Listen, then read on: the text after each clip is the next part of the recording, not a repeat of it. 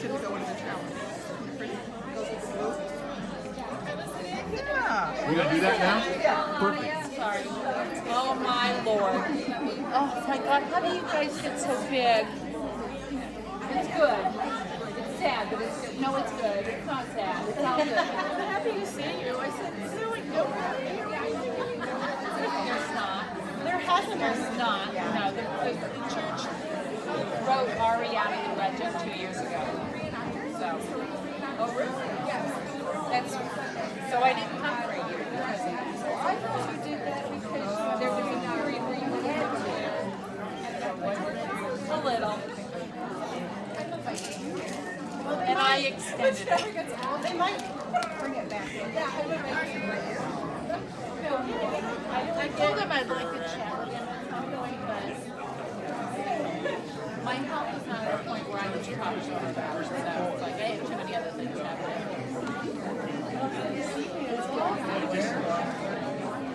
We were just chatting. I was just chatting with Jim this morning about it.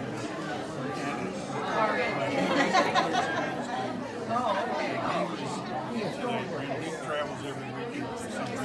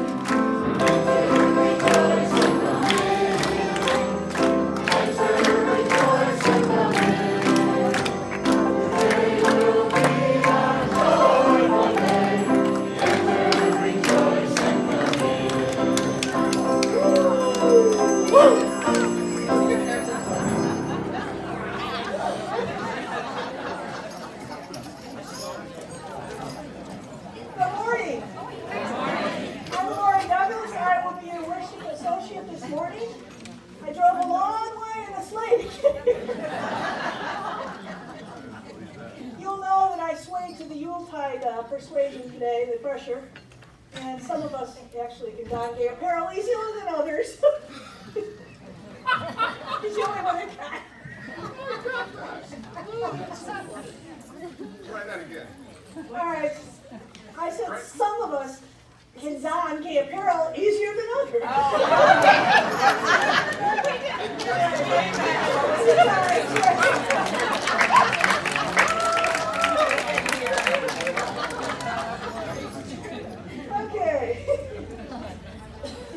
You are welcome here, no matter who you are, no matter where you come from, no matter your background. You're welcome here to join us as we proclaim the worth of our spiritual journeys. You are welcome here to join us as we sing songs that uplift our very beings. You are welcome here to join us in community as we learn, live, and love together. Thank you. Please remember to silence your electronic devices. It's good that we gather together. We'll now have the prelude.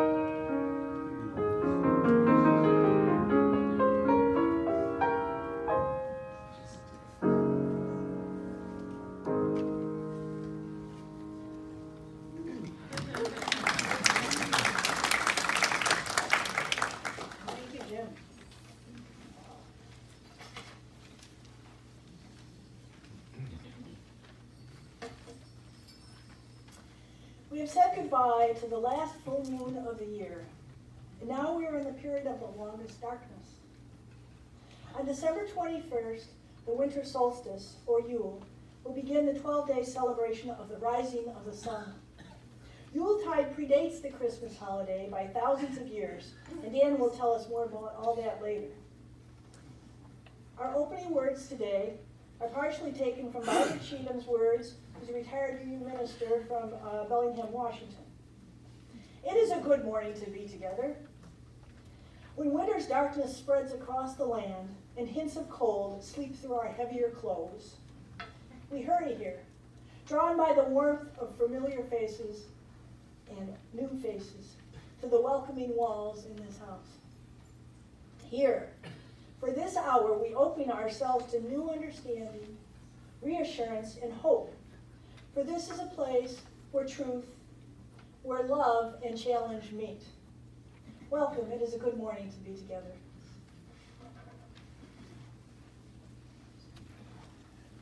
Good morning, everyone.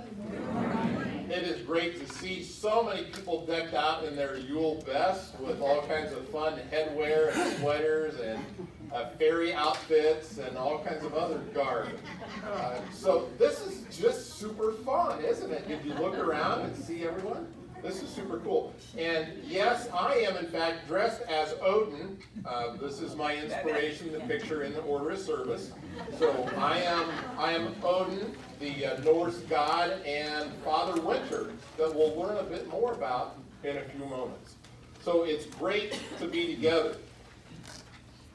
Let's light the chalice and officially call our time together. The lighting of the chalice is a ritual that unites Unitarian Universalists everywhere and calls us together here in this space as we gather in sacred community. The flame of the chalice is a symbol of so many of our values, including truth, knowledge, love, courage, sacrifice, passion, and the light of being together in community. Please join me in reciting the affirmation, which is printed in the order of service, as we light the chalice, signifying our sacred gathering this morning. Love is the spirit of this fellowship, and service is its law. This is our aspiration, to dwell together in peace, to seek the truth in love, and to help one another. Thank you. We'd like to extend a very special welcome to visitors this morning, and I saw a lot of folks as I was getting ready to come in who I don't recognize. Now that could just be because I have a bad memory, or it could be because we have several new folks or people that are coming back after an extended absence. And we'd love to give you a chance to stand and introduce yourself if you don't mind. Tom has a microphone and we invite you to stand, say your name, where you're from, and why you decided to visit with us this morning, if you don't mind. Anybody would like to stand and say hello as a visitor or coming back after an extended absence, please? We have a few hands, a few bold folks. Please stand if you don't mind. I'm Emily Simon from Ann Arbor, Michigan. I attend the Unitarian Universalist Congregation of Ann Arbor, Michigan. Go Blue. Yes, go Blue. And I brought my good friend, Dr. Richard Halleck. He's from Lansing, Michigan, and we're going to be spending the winter in Punta Gorda. Wonderful. So do we have a big blue and Sparty issue? Yes, we do. Do we? And it's basketball season, so that's not good. All right. Come see me if you need to. Okay. Hello, Florence and David Martin are back. We're snowbirds, and we're so happy to be back from New York. Excuse me. So I'll let David say hello. Welcome back. Really nice to have you. Somebody else would like to say hello, please. Say hand in the back.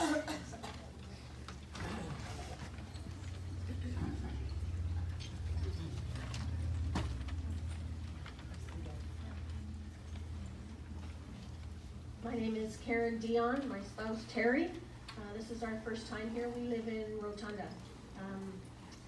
I decided to come to this church today because I seek community and unity.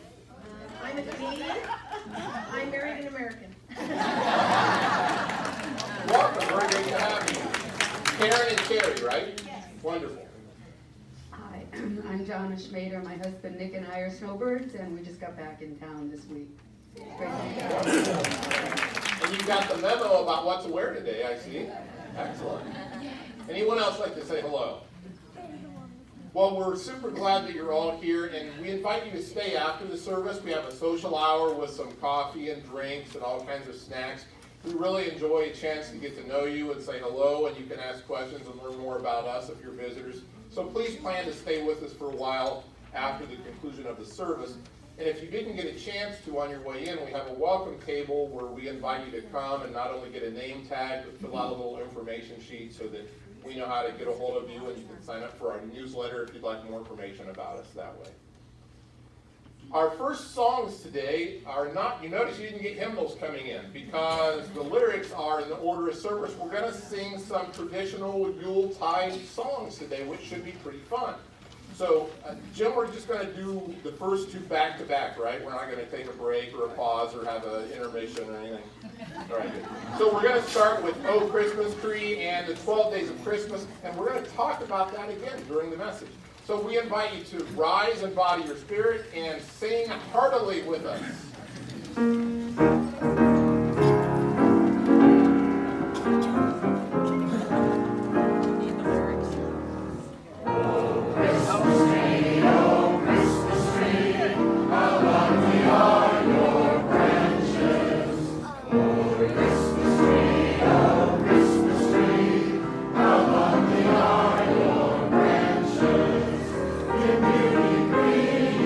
Always know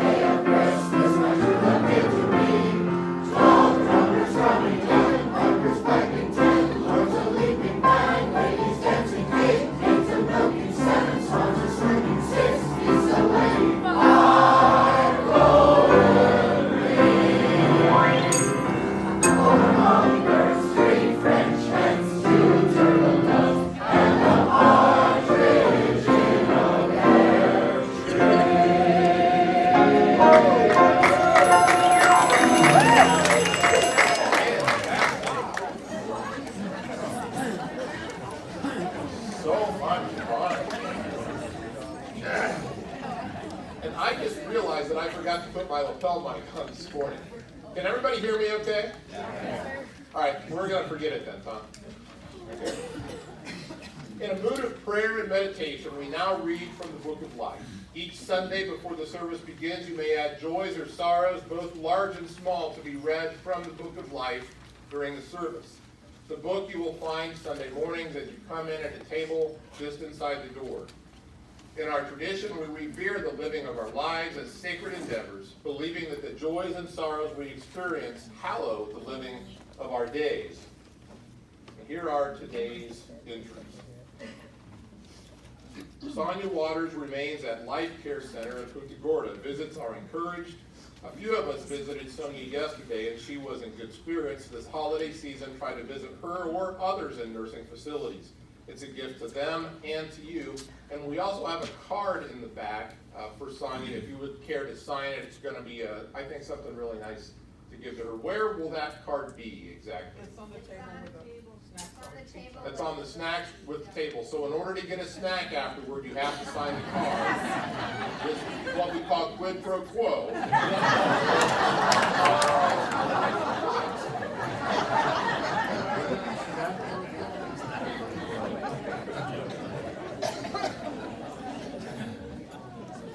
Positive thoughts for my family this season. All are suffering, some are suffering with cancer, and that's from Robin. And now, Lindsay, I'm going to try to read this, but there are some things in here that I don't know how to pronounce, and I'm really, really sorry. I'm going to do my best. What do birds do during daytime storms? The cormorants swim and dive happily.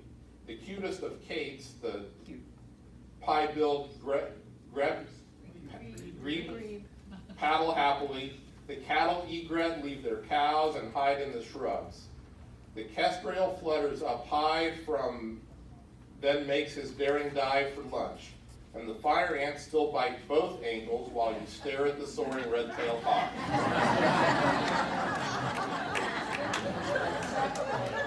Sorry if I butchered that. At this time, we invite you to enter into a moment of silence to acknowledge the joys and sorrows, the highs and lows, the celebrations and challenges that life has shared with you recently, but also during this very special time of the year. We have a tradition here in this fellowship of putting ribbons on the tree.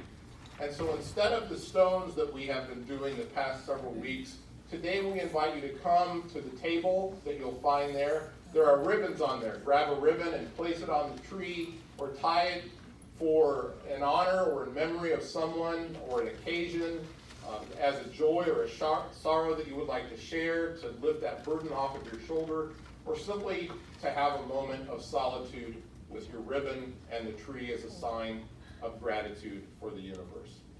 So after a minute of silent meditation, when you hear the piano play again, you're invited to come forward to the table. No need to make a nice neat line. Just grab a ribbon from the table and go around the tree and put it on the tree as you like. We will take a moment of silence, in which we invite you to focus on the person that's coming to your mind, on the issues, the joys and the sorrows, the celebrations in your life that you would like to share. It's a symbol of sharing, of honoring, and releasing whatever it is that's on your heart to the universe. Let's have a moment of silence at this time.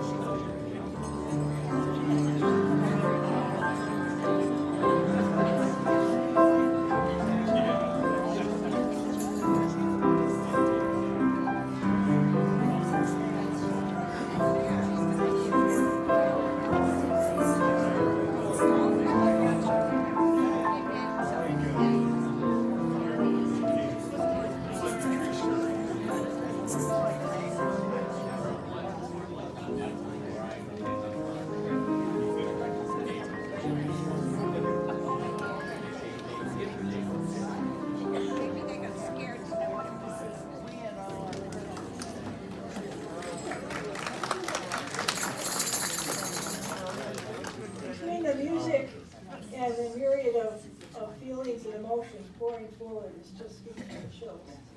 Incredible.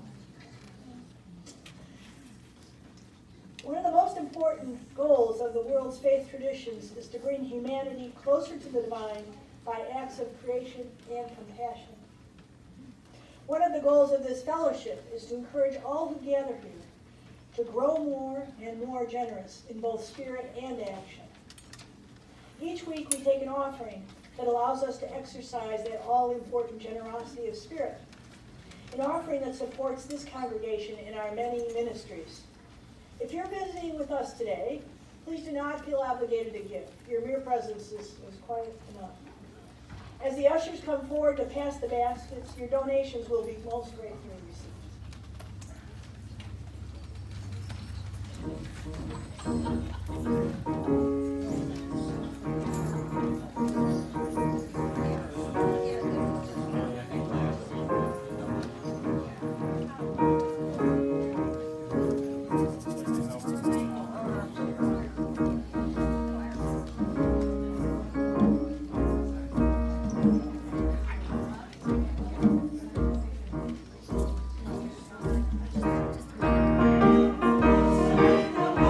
It's so green.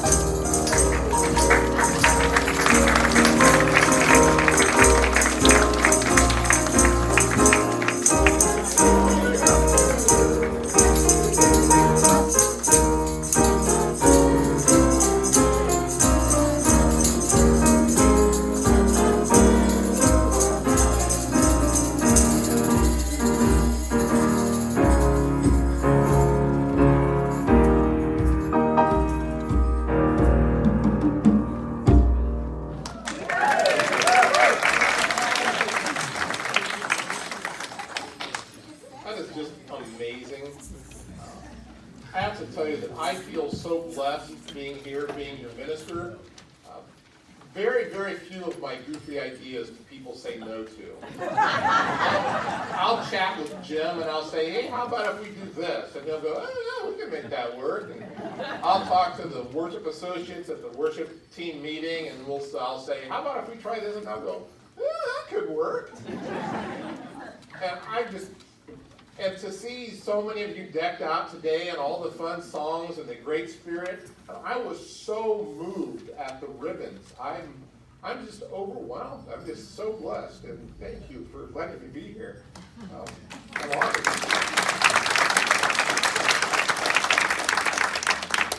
And I'm wearing a Christmas tropical shirt and an Odin hat, and it's all very exciting.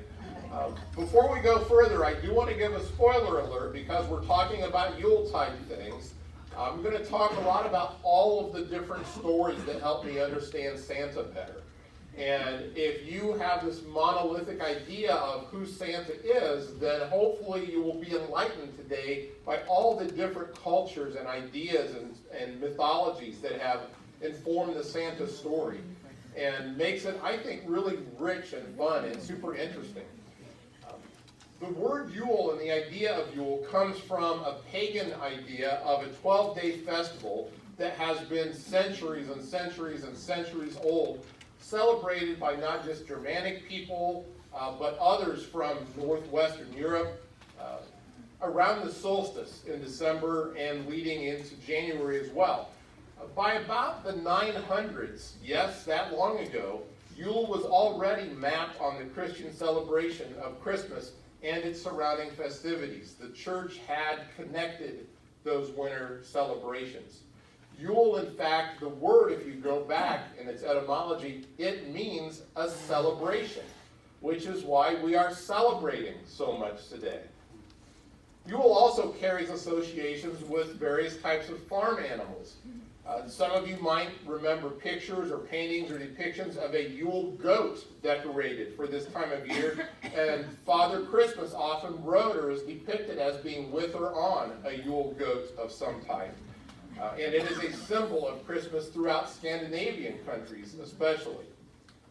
There's an ancient story that's called the Saga of Håkon the Good, who credits King Håkon I of Norway, a 10th century figure, with bringing Christianity to Norway. The story also points to him as the person responsible for rescheduling the date of Yule to coincide with Christian celebrations held at the time. The saga states that when Håkon arrived in Norway, he was a Christian, but the territory was still very much heathen, and the people regained or retained their pagan celebrations and practices. He didn't want to upset that, and so it took him a while to combine his own Christian beliefs and traditions with the pagan celebrations of the time. And as he won the chieftains of the tribes that were part of the Norway area, he then passed a law that said the Christian celebrations had to be part of the pagan and heathen celebrations during December as well. Håkon then encouraged people to celebrate Yule and to take place at the same time as these Christian celebrations known as Christmas, or the Mass of Christ, the special church service celebrating the birth of Jesus. At that time, everybody, this is the law, at that time everybody was to have ale for celebration with a measure of grain, or else pay fines. And the holiday lasted as long as the ale lasted.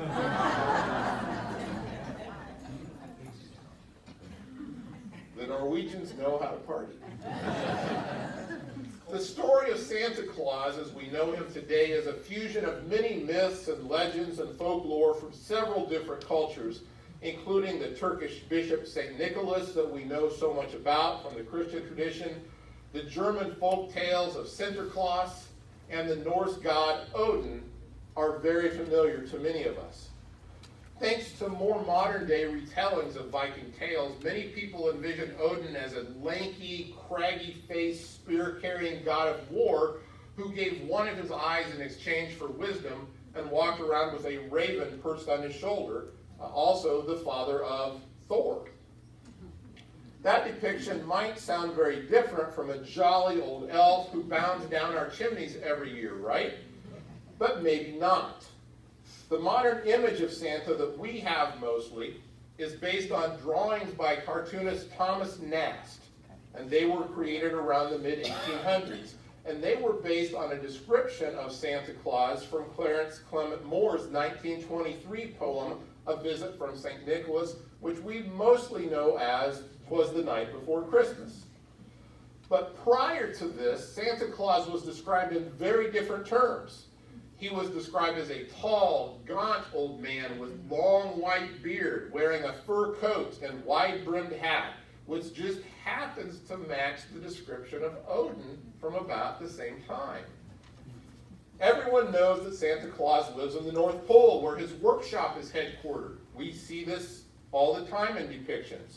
All year long, his crew of jolly elves work hard to produce the gifts that Santa brings to all of the children who made it onto the nice list. Well, according to Norse mythology, Odin also has a crew of industrious elves known as Odin's Men, and they make small gifts for Odin to deliver. The manufacturing did not take place at the North Pole exactly, but as you know, there's much of that area that is above the Arctic Circle. Odin himself was said to live in a frozen world to the north called Asgard, where he often clashed with icy giants. Thanks to "'Twas the Night Before Christmas," we also know that Santa flies through the sky in a magical sleigh pulled by 8 reindeer. Sometimes 9 if we count Rudolph, right? Similarly, Odin flies across the sky in an 8-legged horse named Seplinir. In many Norse myths, common animals with the uncommon ability to fly pulled sleighs or chariots for the gods and goddesses. Even the names of Santa's reindeer, as given by Moore, evoke stories of Odin, including Donner and Blitzen, which are similar to the Germanic words for thunder and lightning. Of course, Odin is the god of thunder and lightning. By the way, do you know which of Santa's reindeer dinosaurs really hate? Comet. Think about it. Those of you who grow in the loudest will retell that joke the most. I promise. Odin and Santa are both all-knowing, but they have help. Santa has his legion of elves who help to spy on children throughout the world, and they take notes on their behavior, while Odin has 2 companion ravens named Hugin and Munin, who he sends out to survey the people, checking on them, and they note those who are especially good or especially naughty. For the good people, Odin leaves small trinkets, bread, and good fortune, while those on the naughty list receive a heavy dose of bad luck. Santa, of course, has many names in different cultures, as does Odin. One of those names for Odin is Jolfar, or Jewel Father, or Yule Father, meaning something very close to Father Winter or Father Christmas, which is another name for Santa. So Santa and Odin are both old men with long white beards and furry suits who fly through the air at the night with 8-pronged crew of magical animal helpers, delivering gifts to good and punishment to the wicked, with assistance of their all-seeing, gift-producing friends, and they are also known by similar names. So, hence why I'm dressed like Odin. So what about the date of Christmas? Why do we celebrate Christmas during this time of year? Why do Christians celebrate the birth of Jesus on December 25th? We know, if you come from a Christian tradition, that Jesus was definitely not born on December 25th and not born in the winter. Scholars tell us by their reading of the Gospels that Jesus was probably born in late March or early April, based especially on the idea that shepherds who were watching over their flocks by night came, and that means there were baby sheep, which means probably springtime, but definitely not winter. Some scholars believe that December 25th might have also been chosen because the winter solstice and the ancient pagan Roman midwinter festival called Saturnalia, which I often mispronounce as citronella, which has a very different meaning. But I have to think hard to pronounce Saturnalia correctly. So we have the intermingling of the celebration of the birth of Jesus, Christmas, the Mass of Christ, and the winter holidays, and that intermingling started in about the 3rd or 4th centuries.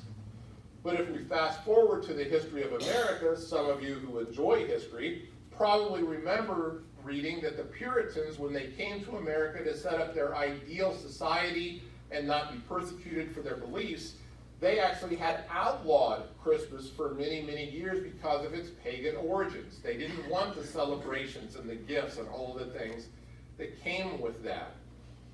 In the early days of the United States, celebrating Christmas was considered a British custom and fell out of style, in fact, following the American Revolution, because they didn't want to be connected with anything British and wanted to set up a uniquely American society.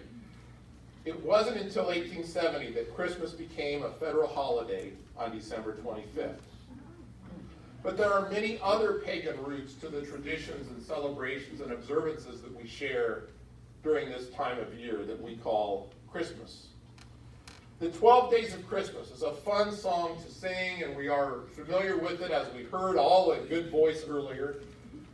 But the 12 days idea originates from the numerous pagan festivals, not the Christian tradition, that were celebrated around midwinter, that often lined up one after another, after another, after another, on different calendars from different pagan tribes. But today, the 12 days of Christmas aren't kept so carefully as they once were, although people recall them through the famous song, The 12 Days of Christmas. And in the Middle Ages, it was commonplace for workers to down the tools and relax and celebrate Christ's birth with masses, and they celebrated their revelry and stretched over almost 2 weeks. Officially, though, the Church Council established the 12 days in 567 AD when they announced that the period between the Nativity of Jesus on December 25th and Epiphany, which by tradition is the day that Mary was told that she was going to give birth, on January 6th, those are 12 days apart. That's where, from the Christian tradition, the 12 days of Christmas came to usurp the pagan traditions. On the Roman calendar, from mid-December to early January was jam-packed with winter festivals.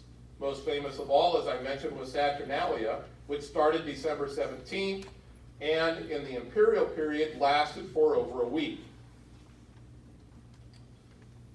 We know a lot of Christmas carols that we sing, most of which have Christian traditions of some type at least tied with them. In our very own UU Gray hymnal, in fact, there are almost 24 Christmas carols recorded, but there's only one that does not have a Christian background, and that is Deck the Halls, which comes from other pagan celebrations. And there are many Christmas songs that you know that you're very familiar with, written by famous Unitarians or Universalists throughout history. We're going to sing Jingle Bells in a little bit. That was authored by a Unitarian from Savannah, Georgia. And if you ever visited the UU Church in downtown Savannah, you'll know that outside in the park is a plaque to him who authored that song. Today we think of carols as songs that celebrate the spiritual joy of Christ's birth, sung by groups of carol singers or church choirs. However, the original songs had nothing to do with the birth of Christ, of course. Christmas hymns weren't actually part of Christmas church services until the 13th century, and many of the famous carols we sing today were written in the 19th century to revive the caroling tradition. In the Middle Ages, groups of people sang carols while going door to door, as we saw in the wassailing song earlier, acting out how people did that and maybe why and some of the things they would say. And I think there's like 400 verses of that song if you sing all of them. There's a bunch throughout history. But the origin of the carols lies firmly in the agricultural superstitions. Remember that we're talking about an age where people tried to explain things through supernatural means that became superstitious to them. And the winter time had to do with darkness and evil, and singing was a way to ward off evil spirits. People were taught to sing if they felt scared or felt the presence of something dark or evil. And so the wassailing, the moving from house to house and people singing, it was part of the way during the dark winter time to go and ward off evil spirits at your house and your neighbor's house, and along the way they might give you treats or drinks or hot chocolate or whatever it might be. And that's where the Christmas caroling tradition came from. So when you see groups of people out singing from business to business or home to home, they're not doing it because of a Christian tradition per se, but because of this pagan agricultural tradition of warding off evil spirits. So I thought that was a super fascinating fact of Christmas past. So why do we decorate Christmas trees and put up Christmas wreaths and use all types of different colors to decorate with? Again, these come from pagan traditions. Originally, Christmas decorations consisted of winter greenery and once again post-dated the birth of Christ by crowning the doors, a reference to the practice of hanging evergreen vegetation around entrances to homes, and this was a pre-Christian custom that St. Gregory warned against with good reason. For right across Europe, from Scandinavia to the Mediterranean, it was customary to deck the halls with boughs of holly or any trees or plants with any semblance of life during the winter months. It was a celebration of life during the dark days when most things had died. And so it was a call to life. So the green that we see from evergreen trees and from holly, from berries, from bushes, this is a celebration of life that comes out of the winter time that we see death in so much of nature. In ancient Rome, December was a time when people decked the temples with new foliage, particularly at the time of the month's festivals. At Saturnalia and Brumalia, they wreathed their homes and public buildings with vines in honor of Bacchus, as well as any other perennial greenery.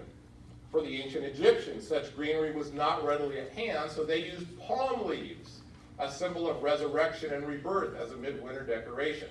The purpose of these evergreen decorations was to remind partygoers that even in the darkest months, there was life, and it helped to ward off death and evil.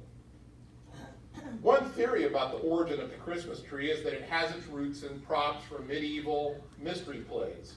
The Paradise Tree, as it was called, constructed from a fir tree hung with apples, acted as a mock-up of a tree of knowledge in a favorite theater production of the medieval period featuring Adam and Eve in the Garden of Eden.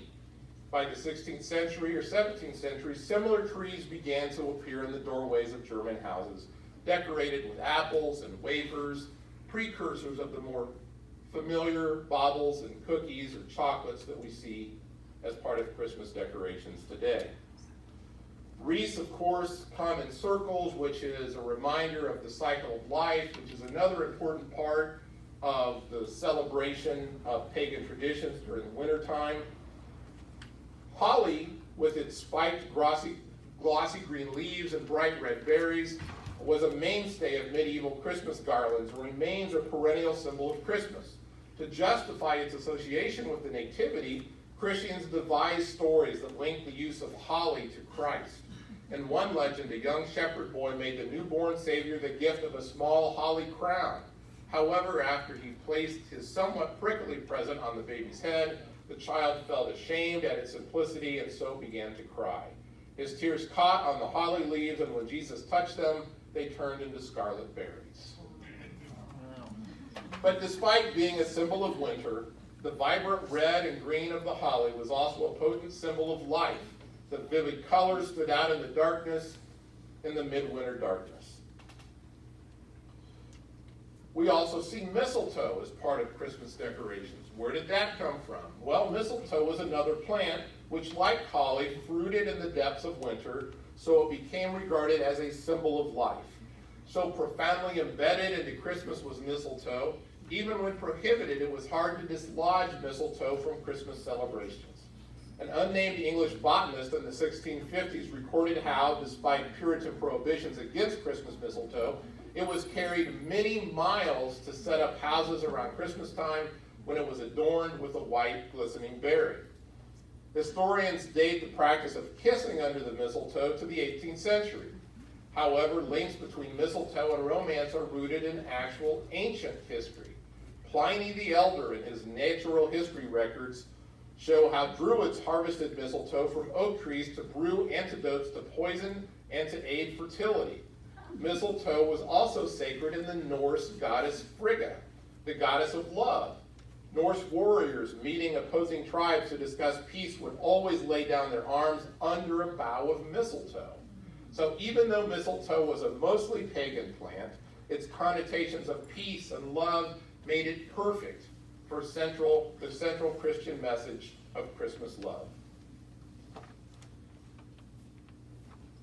The giving of gifts is also central to Christmas. And although the over-commerciality of Christmas these days is lamented by those who feel that it distracts from the central message of the festival, presents have always been a part of Christmas or wintertime celebrations. Up until the 1800s, it was customary to present gifts on New Year's Day rather than Christmas, closer to Epiphany, when the tradition says the Magi presented the infant Christ with their gifts. However, once again, pagan present giving at midwinter went hand in hand. On December 23rd, Romans held the festival of Sigillaria, a day when particular markets were set up to sell sigilia, the pottery figures along with wax candles that were made to give to loved ones and to patrons. Today, those gifts gradually became more and more opulent and expensive, with many Romans spending more than they could afford. So Yule is one long party. It's a big celebration of wintertime. It celebrates the winter solstice, the light of the sun, the daylight getting longer, and the hope of a new year. For millennia, it has been celebrated by eating, drinking, singing, dancing, decorations, and gift giving. No matter how you celebrate or observe this magical time of year, these pagan rituals remind us all that the winter holidays are about fun, family, and celebration. And I encourage you to remember that as you're stressing about decorations, about planning big meals, driving long distances, buying lots of presents, and dealing with difficult family members. May the spirit of the joy filled with sailors and the innocent and wide-eyed wonderment of children fill your heart this Yuletide season. Amen. And now, let's have some more fun and sing Jingle Bells. Again, you'll find the lyrics in the order of service. Some of those verses that you always forget the words to are in here. So we invite you to stand and body your spirit, if you'd like, and join us as we sing Jingle Bells.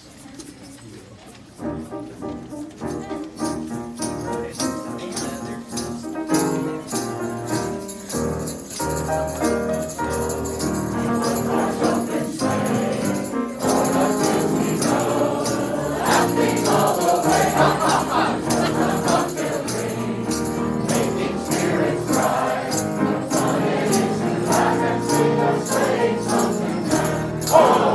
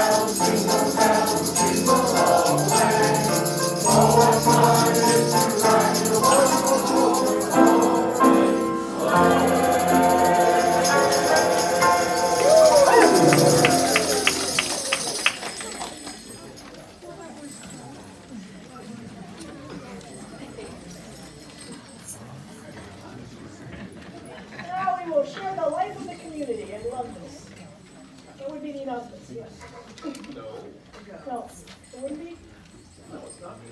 It's the life of the community, of course. I don't know. And on that note, there will be no game night this month. See you in January. But there is racial justice meeting today at 12 o'clock in the sanctuary. There is the mystical experience group in the sanctuary today instead of on the porch. Uh-oh. Okay, you guys will fix that, I'm sure. And the climate action team, the first, hear that? UUFCC Climate Action Team meeting of the season will be today at 11:45 a.m. on the porch. We'll be reviewing accomplishments and making future plans. The porch is over there. The porch, okay. Oh, over there, okay. Cutting right outside, never mind. Okay. Okay, Isla Buchica, is that right? Has her band pastries here, all right. All who ordered, please go to the kitchen after the service to pick them up. And Ayla says, thank you for attending my concert, which I heard was a great event. Yes, now, John, right, come on up. John's going to tell us a little bit about Champs. Can everybody hear me? Yes. Last week, Dennis introduced this year's collection for Chaps. It's called the Reverse Advent Calendar collection bag, I guess. Chaps is an organization that benefits HIV patients throughout Charlotte, DeSoto, and southern Sarasota County. If you have not gotten your bag, please take one, fill it with hygiene products, and just let me give you a little history on Chaps. They provide food and hygiene products for people who are HIV positive. If you were here last summer, you'll know that I'm HIV positive. I'm very blessed. I don't have to take advantage of this, but I'm a big proponent of this organization, Mercy Chick. It's a nonprofit. Mercy Chick is the head of this nonprofit. She works tirelessly. All the people that make these bags for the donations to give to people that are in need of the bags or the food and the hygiene, they're all volunteers. HIV medication can cost, without insurance, can cost upwards to $3,000 a month. So some of these people without this organization would not have toothpaste, deodorant, food. So please, open your hearts. And if you've already donated a bag and you want to bring a second one, you won't be turned away at the door. So if you come up after the service and get your bag, please. Thank you, Jen. All right, our closing words today. They come from a group called the Goddess and the Green Man. This group has a shop in Glastonbury, England. It's a little market town that has become a center of spiritual diversity. Their intention is to help reclaim and support a pagan way of life. They embrace this as an earth-honoring path, which brings us closer to the natural world. It also celebrates the earth and the rhythm of her seasons. It reflects and empowers our concerns for this beautiful, fragile planet. And a perfect day for our group on the porch. The Goddess and the Green Men send their warmest Yuletide greetings to our fellowship right here today. They know we're talking in their words. So here we go. The spirit of the Yule is our closing words. At the winter solstice, we reach the depth of that darkness with the longest night of the year. Darkness has reached its peak. Now we start to wonder, will this continue? Will the earth grow darker and colder as the sun disappears into the south until only darkness is left? But at Yule, a wonderful thing happens. The sun stops its decline, and for a few days it rises in about the same place. This is the crucial time, the cusp between events. The sun stands still, and everyone waits for the turn. In our heads, we know the light will return. But in the darkness of winter, can we be sure? Do our hearts believe what our heads tell us? Will the lights keep its promises? We all have moments of darkness. and we don't know how much deeper we will go before the light starts to return, or even if the light will return. The world has moments too. It understands us, and it lives as we do. The sun does start north again, and the light comes back. In the world, in our lives, the light comes back. All right.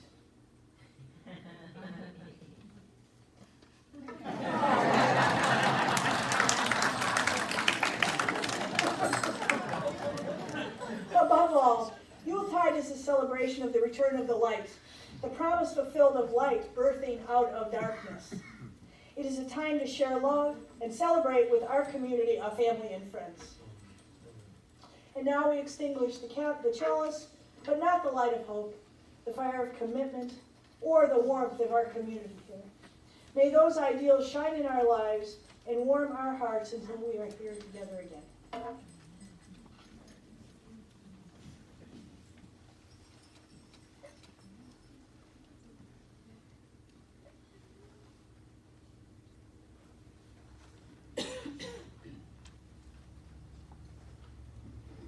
Thank you, Laura.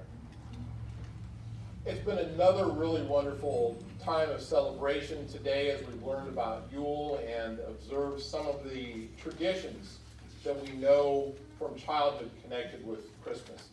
Next week, we're going to do the same thing with Hanukkah and learn about that tradition and observe and celebrate that particular holiday. And I know some of you have different types of candles, menorahs, dreidels, whatever that you might associate with that. We invite you to bring that next week and share with us as well. So we look forward to that as we celebrate this time of year with so many different traditions. As we depart this place today, certainly remember the spirit of the holiday as you go places and meet people and come across people in stores who are running cash registers, working in restaurants. Being in the service industry this time of year can be quite a challenge.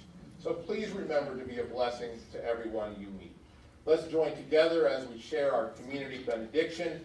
Hymn number 1057, Go Lift It Up. You'll find the words in your order of service. We invite you to stand and embody your spirit.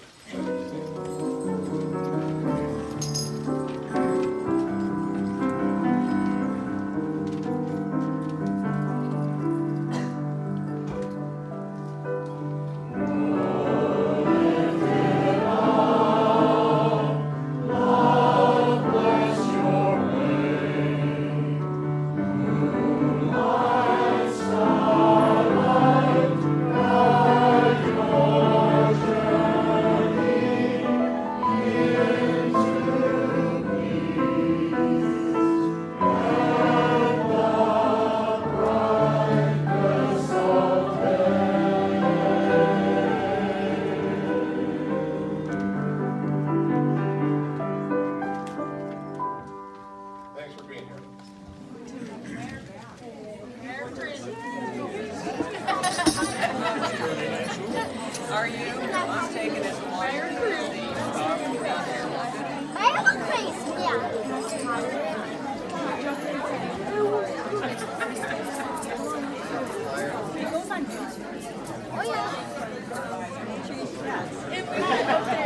I'm gonna go find something.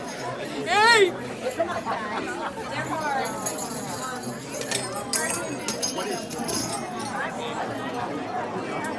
I've already been told I need a water cage. I saw a woman yesterday who wrapped hers like almost a scarf on it. Very festive.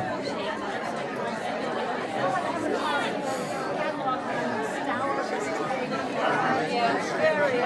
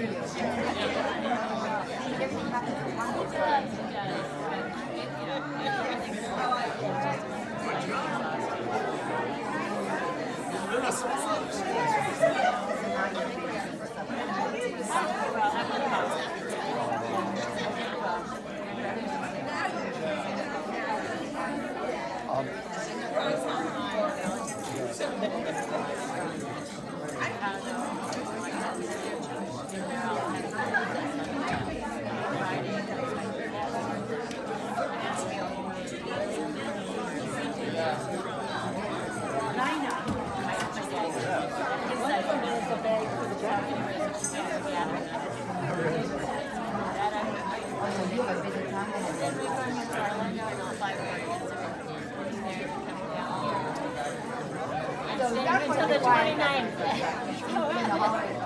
I mean, it's all good that